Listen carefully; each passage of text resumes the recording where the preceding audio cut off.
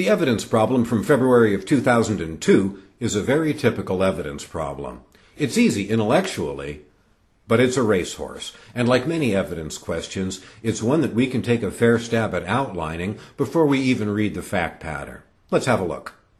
Assume that in each instance all appropriate objections were made. Did the court err in 1.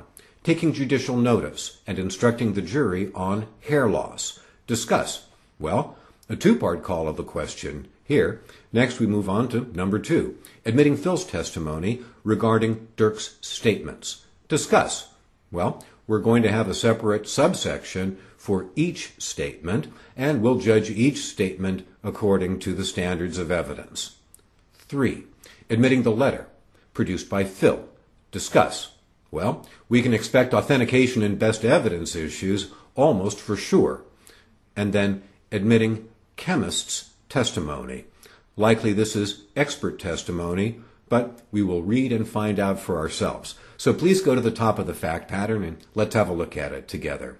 Phil sued Dirk, a barber, seeking damages for personal injuries resulting from a hair treatment Dirk performed on Phil. The complaint alleged that most of Phil's hair fell out as a result of the treatment. At a jury trial, the following occurred, and we get 4 paragraphs that correspond to the calls of the question. A.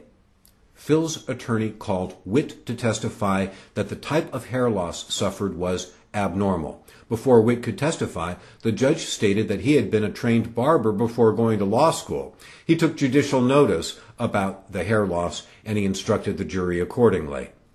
Okay, well that's a very simple, straightforward question. We're going to say what the judge did. We're going to interpret it according to our best understanding of the rules of evidence. B. Now we get to the statements. Phil testified that right after he discovered his hair loss, he called Dirk and told Dirk what happened. Phil testified that Dirk then said, and then we've got the 3 statements. We will look at each statement separately, and we'll evaluate it the same way we evaluate each item of evidence. We'll talk about logical relevance up front. Then we'll get into any objections that could be raised, and if we can think of any that involve relevance, we'll put those ahead of objections that don't involve relevance. Next we get to the following item in a full paragraph, the letter that was signed by Dirk. And there is further discussion within the letter, and the letter is admitted into evidence. Well, as predicted, we've got authentication issues and others.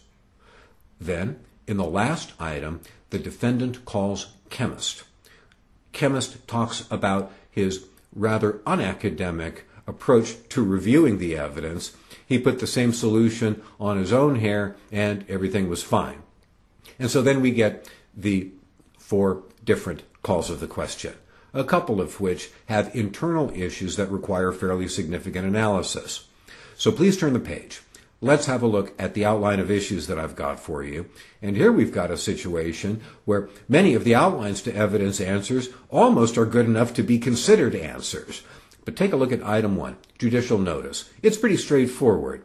Discuss the rule of judicial notice, and then we indicate that the court had expert knowledge, and we reach a conclusion. Next, we consider Paul's testimony about the statements. And as you can see internally, I focus the reader's attention on relevance, then on the objections, and then finally I reach a conclusion. And then, next, we get to the letter. Notice that I lead off with relevance, again, to indicate why it is that the item of evidence is of interest. Then I talk about the objections, authentication and best evidence, hearsay, then I conclude that it ought to come in. And then, finally, the expert testimony of chemist.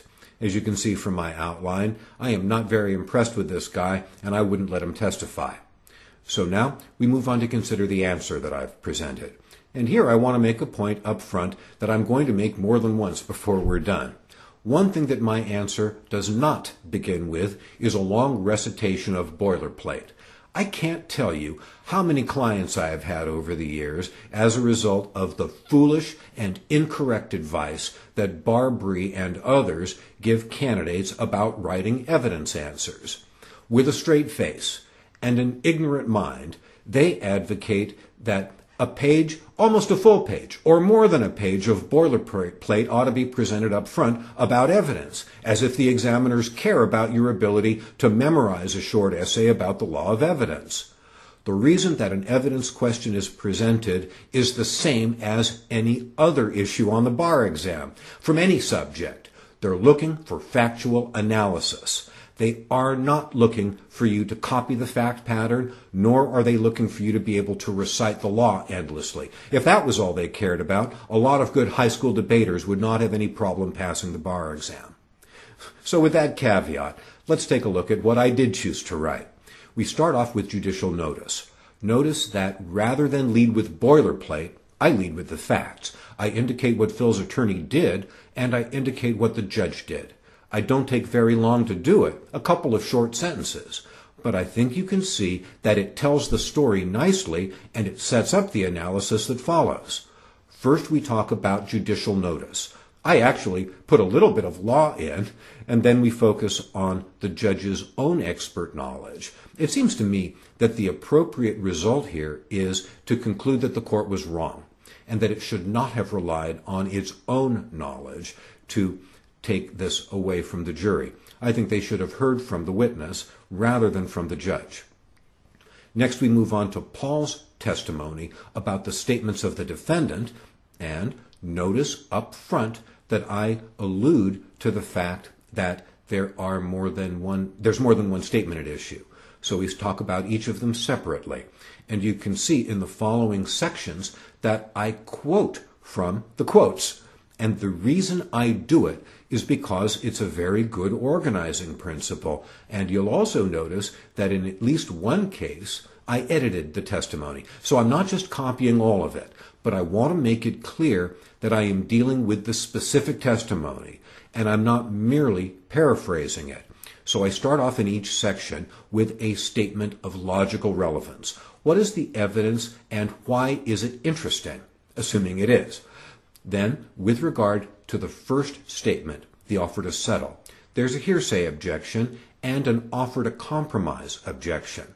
And in the end, I conclude that the admission could have come in, but that it should have been severed from the offer to compromise. Next, we move on to the second quote, that the defendant has promised that the solution is now fixed. This also is logically relevant because it tends to support the plaintiff's claim that there was some pretty serious error committed on the day in question. The problem is a policy objection involving relevance, that of a subsequent remedial measure. Also, this is a hearsay problem, and in the end, you see, I conclude that the court was wrong to admit this second statement. Next, the third statement is one that talks about insurance. Well, once again, it's obviously relevant, but, well, maybe not even obviously relevant, but I certainly can understand why one might consider it relevant. But we've got another public policy objection, and as I said, these issues are tested over and over again ritualistically. So there's nothing new going on here. The public policy objection seems to be a pretty good reason to exclude this statement, and there's also a hearsay objection. I don't dwell on it for a great deal of time, but I do make the point, and in the end, I conclude that both the public policy and the hearsay grounds are independently valid reasons to exclude this testimony. Next, we turn to the letter, and here, once again, under relevance, I lead with the facts. I explain what the item of evidence is, and that it is very relevant to establishing the plaintiff's case. There are a couple of objections. I talk about authentication and best evidence. It looks to me as if the original was brought to court, and that would be good enough for authentication, and also for best evidence. The statements in the letter are hearsay. In the end, I conclude that the court did not make a mistake in admitting the letter. Finally, we turn to the expert testimony of chemist. The chemist's testimony is logically relevant because it tends to support the defense. It shows that the hair loss was not caused by the conduct of the defendant. The problem is, perhaps, this is an improper use of expert testimony. A one-time experiment where some guy doses himself doesn't strike me as being very scientific, and I conclude that it would have been wrong for the court to admit this because it doesn't really have any probative value. So looking back on this question, we can see that it is quite dense with issues. There's a lot of them. We've got to have a well-organized approach to be able to finish on time. And, perhaps most importantly of all, we have to leave out the boilerplate. Because if you wrote a boilerplate definition for every legal issue presented here, you wouldn't have a prayer of finishing on time.